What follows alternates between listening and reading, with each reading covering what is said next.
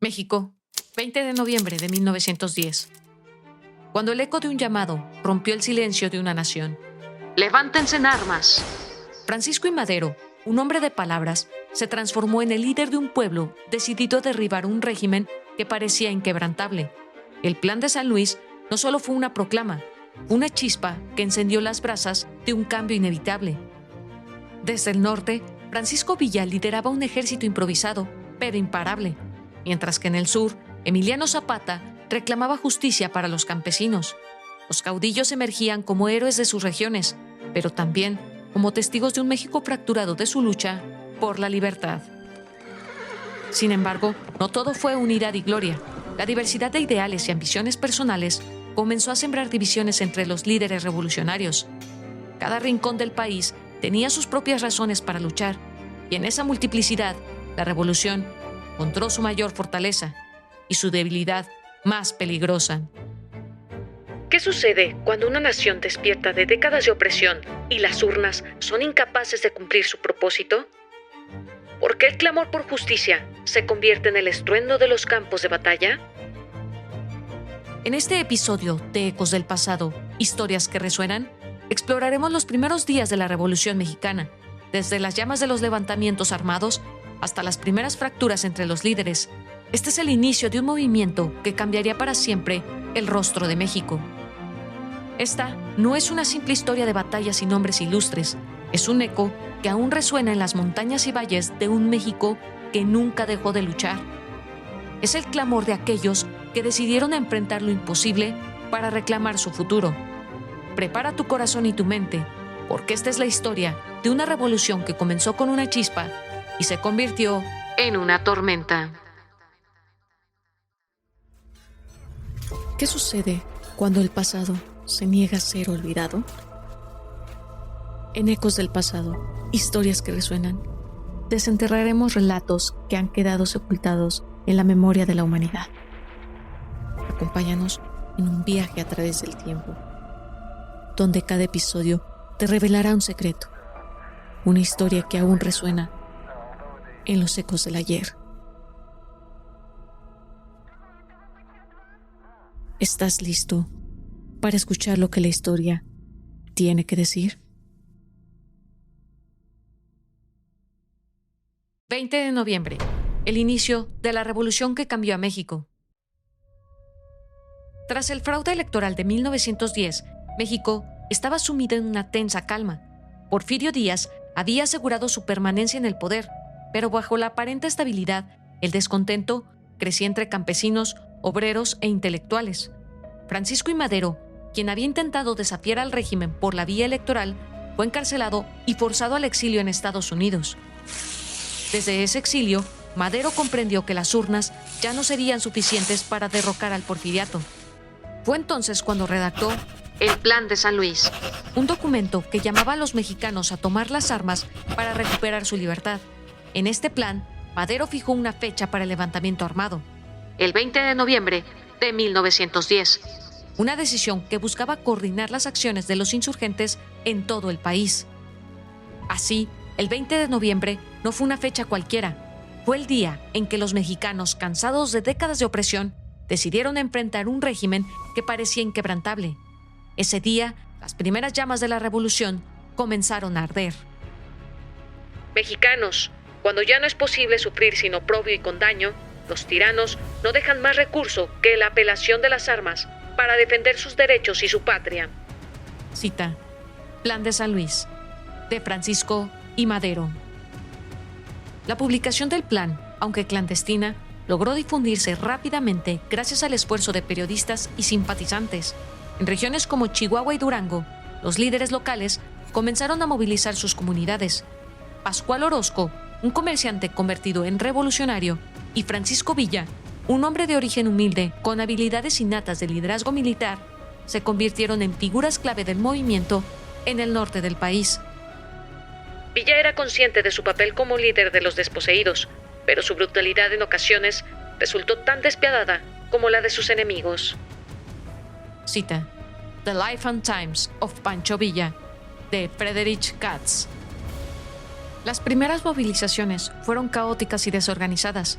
En los estados del norte, pequeñas guerrillas comenzaron a enfrentarse a las fuerzas federales, mientras que en el sur, los campesinos tomaban sus machetes y alzaban la voz con un solo grito: ¡Tierra y libertad! ¡Tierra y libertad! ¡Tierra y libertad! Sin embargo, no todo fueron victorias. El gobierno de Díaz respondió con fuerza, reprimiendo brutalmente a los insurgentes en un intento por sofocar el movimiento en su fase inicial. Pero la semilla ya estaba plantada. A medida que los días pasaban, más personas se unían a la causa revolucionaria. Los líderes regionales como Pascual Orozco y Francisco Villa comenzaron a destacar en el norte, demostrando que este no era solo un movimiento de las élites, sino una verdadera insurgencia del pueblo. Así, el levantamiento comenzó a expandirse como un incendio descontrolado, enfrentando las balas con una determinación inquebrantable. El porfiriato, que alguna vez se había mostrado como un régimen invencible, empezaba a tambalearse ante el peso de un pueblo decidido a luchar por su libertad. Tierra, justicia y libertad. Los ideales que movieron la Revolución Mexicana. El llamado a las armas del 20 de noviembre de 1910 no cayó en oídos sordos. En diferentes regiones de México, hombres y mujeres alzaron sus voces y tomaron sus herramientas de trabajo como armas. Entre ellos, 3 figuras destacaron como líderes de las regiones más golpeadas por el régimen. En el norte, Francisco Villa. En Chihuahua, Pascual Orozco. Y en el sur, Emiliano Zapata. Aunque sus motivos eran distintos, todos compartían un objetivo: derrocar a Porfirio Díaz y transformar a México. Francisco Villa, conocido por su astucia y carisma, había vivido la injusticia de primera mano. Habiendo perdido a su familia y sus tierras por los abusos de los hacendados protegidos por el porfiriato, Villa encontró en la revolución la oportunidad de vengar esas injusticias. Para él, la lucha no era solo política, era personal. Representaba a los desposeídos del norte, campesinos y trabajadores que ansiaban un cambio. En Villa se encontraba la encarnación de la furia campesina del norte. No solo luchaba por las masas explotadas, sino también por la memoria de sus propias pérdidas. Cita: The Life and Times of Pancho Villa, de Friedrich Katz. Pascual Orozco, por su parte, tenía una perspectiva distinta. Comerciante de mulas y líder natural en Chihuahua, Orozco veía en la revolución una oportunidad del progreso para la región y redistribuir el poder económico. Su experiencia como comerciante lo llevó a entender las necesidades inmediatas de las comunidades locales, priorizando resultados tangibles sobre ideales abstractos, los cuales se centraban en la justicia económica y el fin del abuso de los grandes hacendados y empresarios extranjeros. Aunque compartía la causa inicial con Villa, su enfoque más pragmático lo llevó a distanciarse de los ideales de Madero tiempo después. Orozco veía la revolución como una forma de transformar las relaciones de poder en el norte, no como un sueño ideológico. Cita: Zapata and the Mexican Revolution, de John Womack. En el sur, Emiliano Zapata lideraba un movimiento profundamente arraigado en las demandas agrarias. Los campesinos de Morelos, despojados de sus tierras por el avance de las haciendas, encontraron en Zapata una voz que lucharía por su restitución. Para él, el Plan de San Luis era solo un punto de partida. Su verdadero objetivo era devolver las tierras comunales a los campesinos. Zapata articuló estas demandas en su famoso lema: Tierra y libertad. Para los campesinos de Morelos, Zapata no era solo un líder, sino la personificación de sus esperanzas de justicia y dignidad. Cita: Zapata and the Mexican Revolution, de John Womack. Aunque estos líderes compartían el deseo de derrocar a Porfirio Díaz, sus razones y visiones del futuro de México eran profundamente distintas. Para Villa, era una oportunidad de justicia para los marginados. Para Orozco, un cambio es el desarrollo económico. Y para Zapata, un grito de justicia agraria. Cada uno representaba las esperanzas de su región y los sueños de un México diferente. Pero esta diversidad también representaba el desafío más grande para la revolución. ¿Cómo unir tantas voces y visiones en una sola causa? La lucha apenas comenzaba, y las tensiones entre los líderes revolucionarios ya estaban plantando las semillas de futuros conflictos. Batallas que quebraron al porfiriato. El auge de la revolución en el norte del país. El levantamiento armado del 20 de noviembre fue el inicio de un cambio irreversible. En el norte, los enfrentamientos comenzaron a tomar forma con líderes que, aunque carecían de formación militar formal, contaban con un conocimiento profundo del terreno y el apoyo del pueblo. Este fue el caso de Pascual Orozco y Francisco Villa, quienes se convirtieron en los rostros de las primeras victorias revolucionarias. Una de las primeras batallas significativas fue la Ciudad Guerrero, en noviembre de 1910. Pascual Orozco, un comerciante de mulas convertido en líder revolucionario, dirigió una fuerza improvisada contra las tropas federales. Aunque los insurgentes estaban mal equipados, lograron imponerse gracias a su estrategia y el apoyo de la población local. Esta victoria no solo consolidó a Orozco como un líder clave, sino que también envió un mensaje claro: el porfiriato no era invencible. Ciudad Guerrero fue un hito. Mostró que la revolución no era solo un movimiento disperso, sino una amenaza real para el régimen. Cita: The Mexican Revolution, de Alan Knight. Francisco Villa, por su parte, comenzaba a destacar como un líder con carisma y visión estratégica. En batallas como la de Casas Grande, Villa demostró que su conocimiento del terreno y su habilidad para inspirar a sus tropas eran armas tan poderosas como cualquier fusil. Aunque subordinado a Orozco en esta etapa, Villa comenzaba a forjar la leyenda que lo acompañaría en los años por venir. Villa tenía una habilidad única para convertir a campesinos y trabajadores en soldados. Su liderazgo no se basaba solo en tácticas, sino en su conexión con la gente. Cita: The Life and Times of Pancho Villa, de Friedrich Katz. El clímax de esta primera etapa del conflicto llegó con la toma de Ciudad Juárez en mayo de 1911.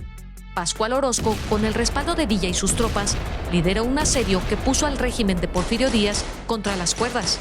Ciudad Juárez no era solo un punto estratégico clave por la cercanía con Estados Unidos, sino también un símbolo del control federal en el norte. Su caída marcó un punto de inflexión en la Revolución Mexicana. Ciudad Juárez no solo fue una victoria militar, fue el preludio de un cambio político que sacudiría a México desde sus cimientos. Cita: Zapata and the Mexican Revolution, de John Womack. Estas batallas no solo desmoralizaron al ejército federal, sino que también demostraron que la revolución era más que un levantamiento disperso. Con cada victoria, los insurgentes ganaban legitimidad y apoyo popular.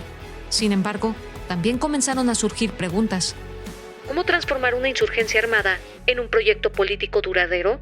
La toma de Ciudad Juárez puso en marcha negociaciones que cambiarían la historia del país, pero también sembraron las semillas de futuros conflictos entre los líderes revolucionarios. Con Ciudad Juárez, la revolución alcanzó su primer triunfo, pero también su primera encrucijada: la lucha por definir su rumbo. Cita: The Mexican Revolution, de Alan Knight. Así, el movimiento revolucionario, liderado por hombres como Orozco y Villa, demostró que incluso el régimen más consolidado podía caer ante la determinación de un pueblo cansado de la opresión. Pero estas victorias también sembraron las primeras semillas de división, pues los intereses y estrategias de los líderes del norte comenzaban a divergir. Cuando la unidad se quiebra, las primeras crisis revolucionarias. El movimiento revolucionario, aunque iniciado bajo el llamado unificador del Plan de San Luis, comenzó a fracturarse desde sus primeros pasos.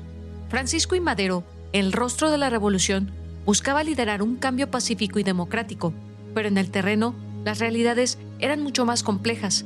Los ideales de Madero chocaban con las visiones y demandas de los líderes regionales, mientras que las condiciones políticas y militares ponían a prueba su capacidad para mantener la cohesión del movimiento. En el norte, Pascual Orozco, aclamado por sus victorias en Chihuahua, pronto mostró su descontento con el liderazgo de Madero. Para Orozco, el movimiento revolucionario debía entregar resultados inmediatos y concretos, especialmente para las regiones más afectadas por la explotación económica. Orozco era, como todos los hombres del norte, pragmático y veía la revolución como un medio para resolver problemas concretos más que cumplir sueños ideológicos. Cita: Zapata and the Mexican Revolution, de John Womack. Francisco Villa, aunque fiel a Madero en sus inicios, también enfrentó tensiones con Orozco debido a diferencias en sus estrategias y lealtades. Mientras tanto, en el sur, Emiliano Zapata representaba una lucha profundamente agraria, que no siempre coincidía con las prioridades políticas de los revolucionarios del norte. Para Zapata y su movimiento, la reforma agraria no era negociable, era el corazón mismo de toda la revolución. Zapata nunca dejó de insistir en que la revolución tenía que ser, primero que nada, una revolución de los campesinos y para los campesinos. Cita: Zapata and the Mexican Revolution, de John Womack.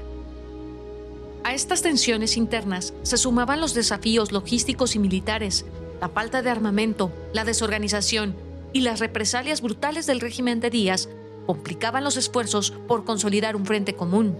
En medio de estas dificultades, Madero enfrentaba una tarea titánica: equilibrar las demandas de sus aliados regionales y liderar una guerra para preparar al país a una transición política pacífica.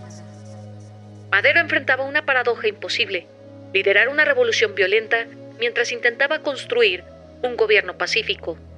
Cita: The Life and Times of Pancho Villa, de Friedrich Katz. A pesar de sus ideales democráticos, la incapacidad de Madero para imponer una visión unificada sobre el movimiento comenzó a erosionar su liderazgo.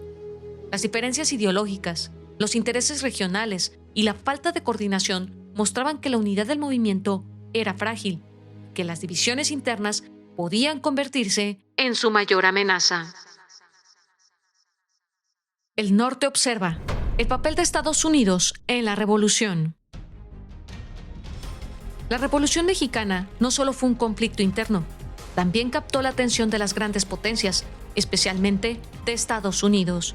Durante el Porfiriato, México se había convertido en un paraíso para las inversiones extranjeras. Empresas estadounidenses controlaban gran parte de las industrias mineras, ferroviarias y petroleras, consolidando una relación económica que había sido muy rentable para el régimen de Díaz, pero ahora se veía amenazada por los levantamientos revolucionarios. Estados Unidos, preocupado por la estabilidad en su frontera sur y la seguridad de sus inversiones, adoptó una postura ambigua hacia el movimiento revolucionario. Mientras el gobierno de William Howard Taft mantenía relaciones diplomáticas con Díaz, empresarios estadounidenses comenzaron a financiar discretamente a los líderes revolucionarios en el norte, viendo en ellos la oportunidad de proteger sus intereses bajo un nuevo régimen. El capital extranjero no podía permitirse una revolución que cuestionara la estabilidad de sus inversiones, pero tampoco podía ignorar la posibilidad de un cambio inevitable. Cita: The Mexican Revolution, de Alan Knight. Pascual Orozco, un líder prominente del norte, fue uno de los primeros en aceptar apoyo financiero de empresarios estadounidenses. Este pragmatismo le permitió consolidar sus fuerzas y lograr importantes victorias, pero también generó tensiones con otros líderes como Villa, quien veía en cualquier tipo de intervención extranjera una traición a los ideales revolucionarios. Orozco fue pragmático hasta el extremo, aceptando recursos de cualquier fuente que fortaleciera su posición, incluso si eso significaba desafiar los principios de la revolución. Cita: Zapata and the Mexican Revolution, de John Womack. Sin embargo, la influencia de Estados Unidos no se limitó al norte. En el sur, Emiliano Zapata se enfrentaba a las crecientes presiones de los terratenientes, muchos de los cuales tenían vínculos con intereses extranjeros. Mientras Zapata luchaba por devolver las tierras a los campesinos, los terratenientes presionaban al gobierno estadounidense para que interviniera y protegiera sus propiedades. La falta de una postura unificada entre los líderes revolucionarios complicó aún más la situación. Mientras algunos, como Orozco, buscaban alianzas estratégicas con Estados Unidos, otros como Villa y Zapata insistían en que cualquier tipo de intervención extranjera era incompatible con los objetivos del movimiento.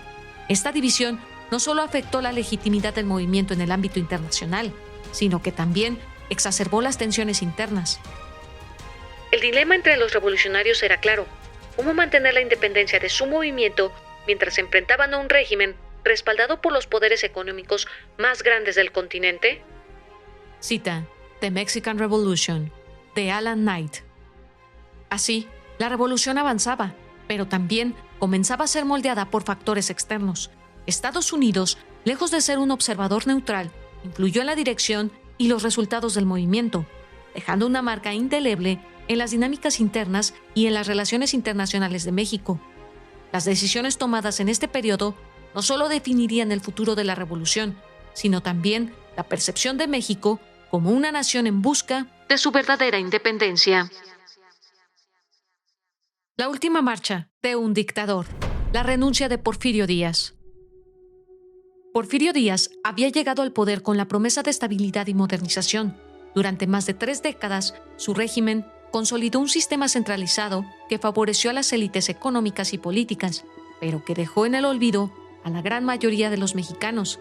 Sin embargo, para 1911, la acumulación de injusticias, las huelgas reprimidas violentamente y el llamado a la revolución habían erosionado la base de su gobierno. Las batallas lideradas por Pascual Orozco y Francisco Villa en el norte fueron un golpe devastador para el porfiriato. La pérdida de plazas estratégicas como Casas Grandes y finalmente Ciudad Juárez mostró al régimen que no solo enfrentaba un levantamiento popular, sino una fuerza militar organizada y determinada. En Ciudad Juárez, los revolucionarios demostraron que incluso las fortificaciones más sólidas del régimen podían ser derrotadas.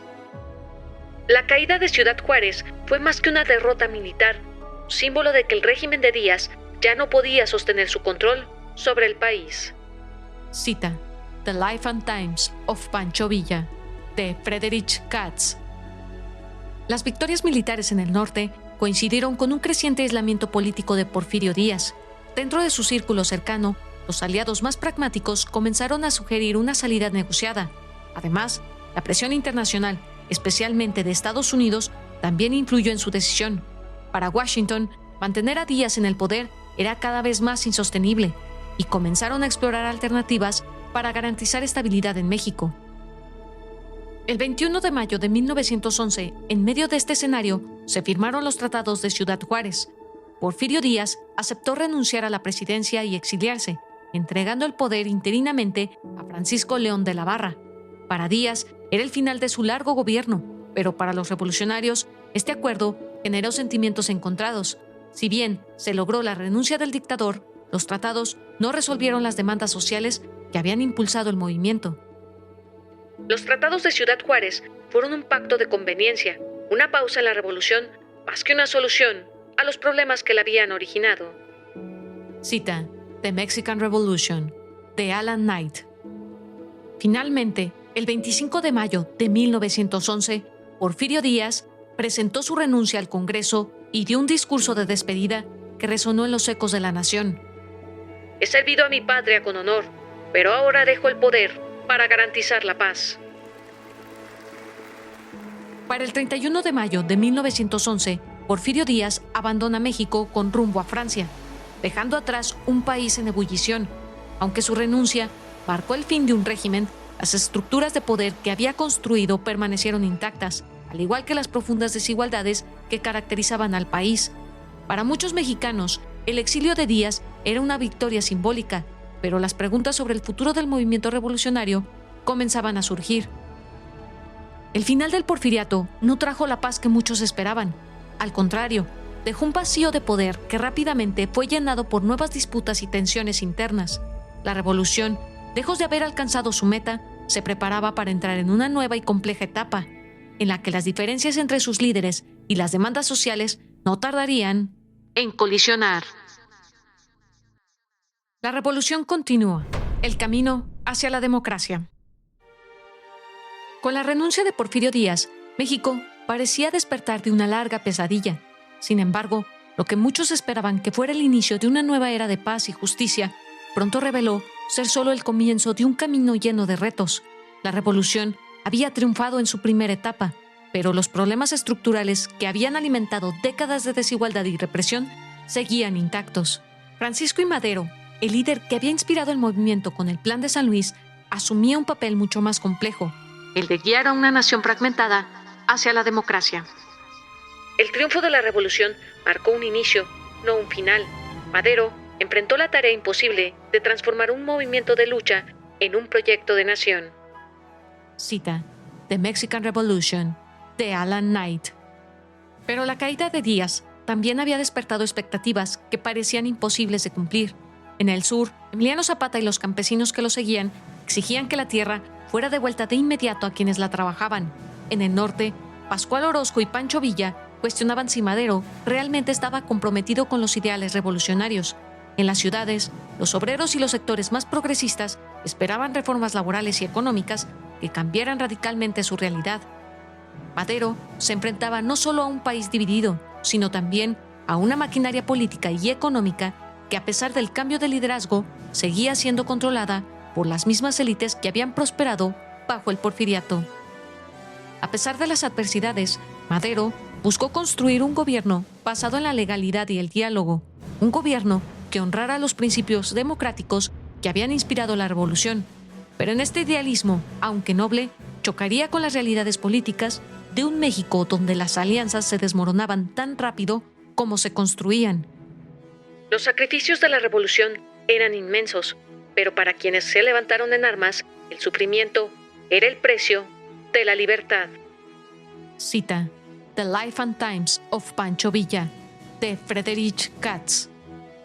El reto más grande para Madero no sería enfrentar a sus enemigos, sino gestionar las expectativas de aquellos que lo habían apoyado. Las promesas de justicia agraria, igualdad y libertad pesaban sobre sus hombros, mientras las fuerzas de la revolución comenzaban a fragmentarse en distintas visiones de lo que debía ser el futuro de México.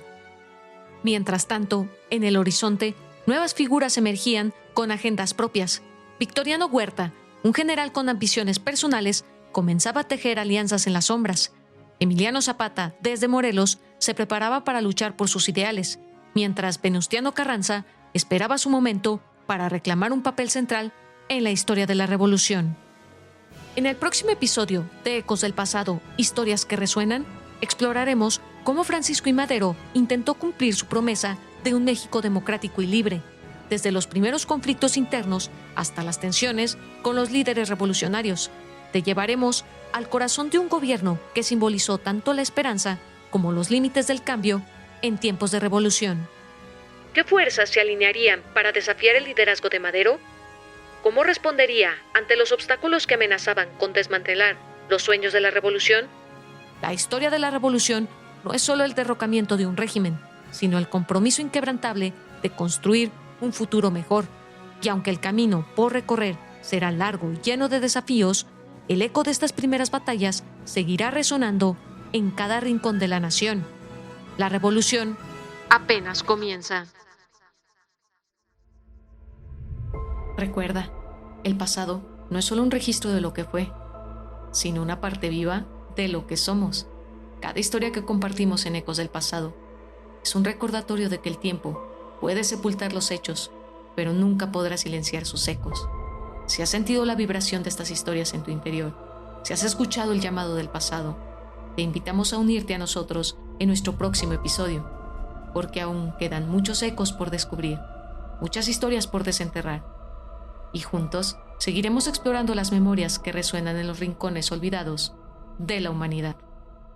Hasta entonces, mantén los oídos atentos y la mente abierta, porque nunca se sabe cuándo el pasado volverá a hablar.